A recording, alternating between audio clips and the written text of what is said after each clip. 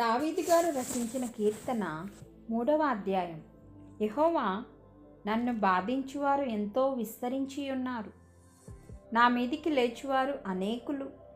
దేవుని వలన అతనికి రక్షణ ఏమీ దొరకదని నన్ను గూర్చి చెప్పువారు అనేకులు.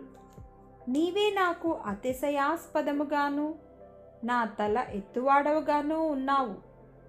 ఎలుగెత్తి నేను యెహోవాకు మొరపెట్టినప్పుడు ఆయన తన పరిశుద్ధ పర్వతము నుండి నాకు ఉత్తరమిచ్చును.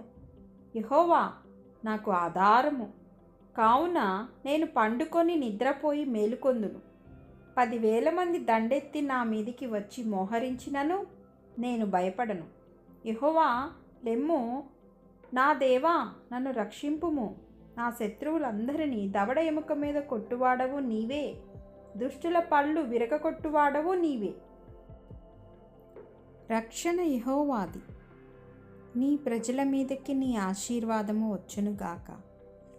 Amen, amen, amen.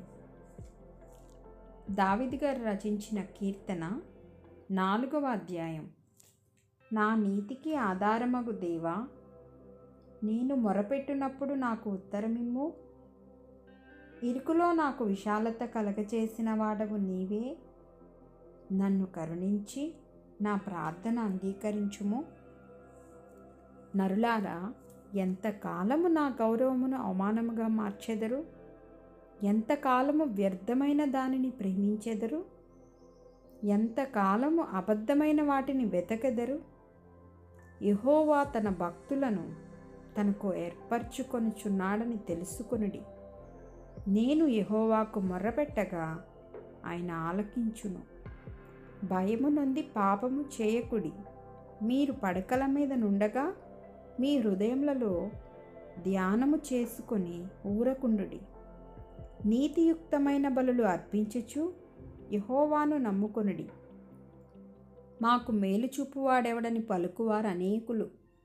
యెహోవా, నీ సన్నిధి కాంతి మా మీద ప్రకాశింపచేయుము.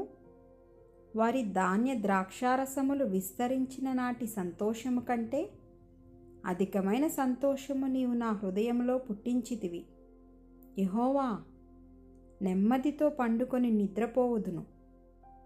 నేను ఒంటరిగా ఉండినను నీవే నన్ను సురక్షితముగా నివసింపచేయుదువు. Amen, amen, amen.